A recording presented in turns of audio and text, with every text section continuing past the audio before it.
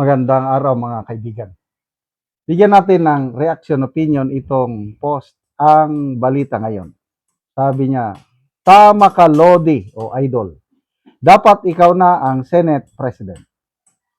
Ito ang reaksyon ni Cavite 4th District Representative Kiko Barsaga kaugnay ng naging pahayag ni Senator Erwin Tulfo tungkol sa mga isyong umano'y inuubos ang oras ng Senado. Sa kanyang social media post, ibinahagi ni Barsaga ang kanyang suhestyon. Tama ka, Lodi. Dapat talaga ikaw na ang Senate President para matutukan natin ang mga importanteng problema katulad ng mga away mag-asawa. Ba't napunta sa away mag-asawa? Matatanda ng naging laman ng mga balita ang pagkadismaya ni Tulfo sa umano'y sobrang pagtutok ng Senado sa ilang kontrobersyal na usapin. Ito ang sabi ni Erwin. We are wasting so much time debating about Senator Bato, safety, security of the Senate, change of leadership again. Ang daming problema ng bayan. Yan, ang sabi ni Tulfo. Bakit hindi natin unahin yung problema ng bayan? Akala mo kung, excuse me, akala mo kung sinong nagmamahal sa taong bayan. Bilib na bilib ako dito sa Tulfong ito nung broadcaster pa siya. Dahil matapang. Lalo na nung inassign siya ng Pangulong Marcos na DSWD Secretary, okay pa naman siya. Kaya lang nung lumabas yung mga issue laban sa kanya, yung Erich Sylvester, yung US citizen pala ito. Wow! Tapos nung nadikit siya kay Tambaluslos, naging right hand siya ni Tambaluslos, nawala ng aking paghanga. Idol ko dati ito eh. Silang magkakapatid nung una.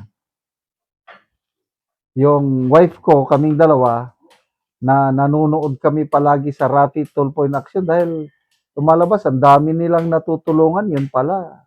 Ngayon, alam ko na. Tumutulong lang sila kung controversial yung pangyayari. Example, away-away mag-asawa yan. Ang bilis nila yan. Tawag dito, tawag doon, pati mga pulis na mga pinapagalitan. Meron pang sundalo na pinagalitan. Alala nyo yun? Yung may isang babae na reklamo ang isang sundalo dahil hindi daw pinakasalan. Tapos tinawagan ni Rapi Tulfo ba yun? Tinawag na duwag. Anong nangyari? After one day ata, namatay yung sundalo sa labanan. Kaya ang daming reaksyon ng mga kasundaluhan doon. So, sige. Kung tingin ni Senator Erwin Tulfo na may pag-asa pa daw silang makakuha o maagaw ang Senate leadership. Ano yung sabi niya? 12-11, masyadong manipis. Isang senador lang ang tumawid. Kami na ang panalo. Parang ganon yung sabi niya. Ibig sabihin, gusto nilang maagaw ang Senate leadership. Wala, optics. Papogi lang yun, yung sinasabi niya na, unahin natin ang kapakanan ng taong bayan. I don't believe so. Unahin natin ang Brave 18 Marines na testimony. Hindi pa pinapatawag mula nung nagsalita sila. Bakit? Nandyan ang pangalan ni Erwin Tulfo eh. Kung tama yung pagdinig ko, sabi ni Atty. Baligod, Erwin Tulfo, 2 listahan ang nasama siya. Nung kongresista pa siya, nakatanggap na daw siya ng maleta.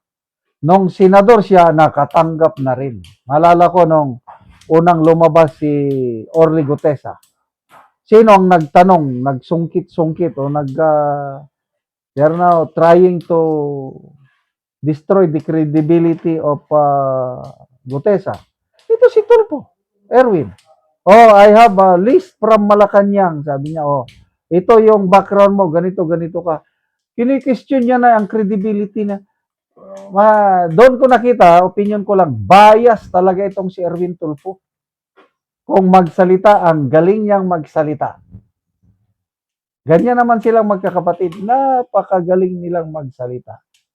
Kaya lang, yung gawa, may nagagawa.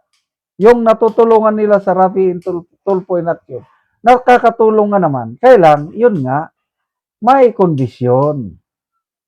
Dapat, yung kaso mo, away mag-asawa o away kung anong away dyan para maraming manood sa kanila. And in return, wow.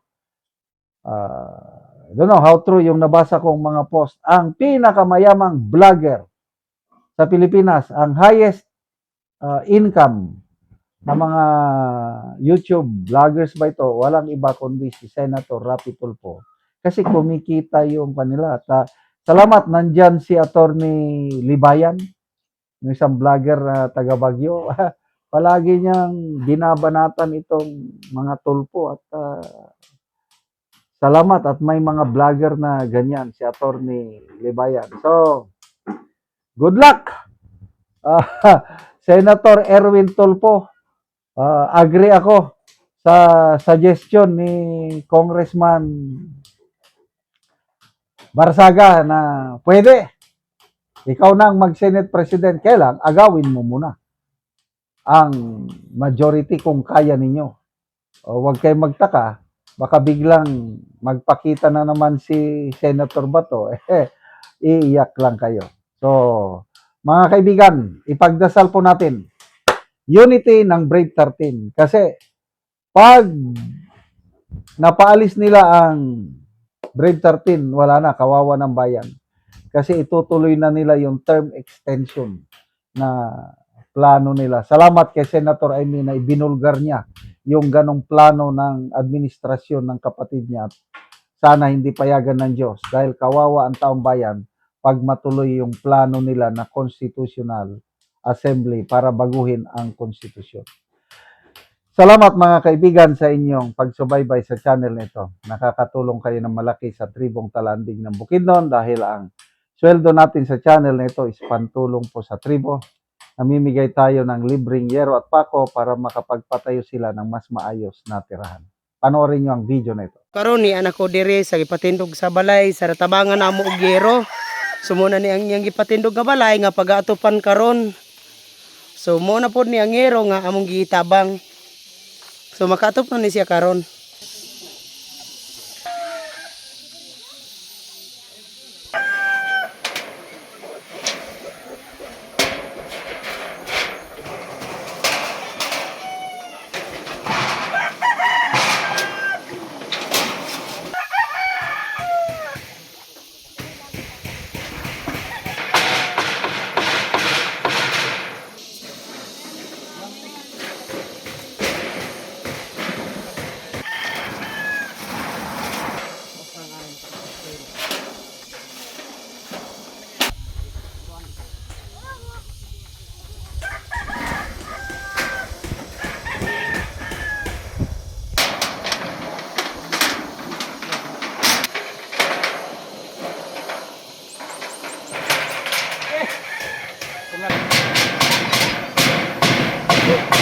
Og karon nakatop na gyud ang gitabangan sa yero. Makita gyud nato nga nindot na gyud nga tan-awon sa nagtabang sa mountain. So, salamat sad kay nakabalay na ko. Unang-una salamat jud sa Ginoo kay natabangan ko sin. Kadugayon sa pagpuyo na ko sa akong papa, nakabalay na gid ko. So nakigpuyo lang kasi imong papa. Puyo lang ko sa akong papa. So karon pagid ka nakabalay. So, karon pa sad ko nakabalay. So pila ka tuig nga nakigpuyo lang ka sa imong ginikanan? Unom ka tuig. So naa na kay anak karon. Na anak. Pila ka buok imong anak? Duwa. So duwa. So bago pagid ka nakabalay. Wala wala pang tabang di ko kabalay kay ang akong kwarta kuto bragid sa kaon. Lagi salamat. Tayo kumakain tabang sa amo. So salamat pud kayo.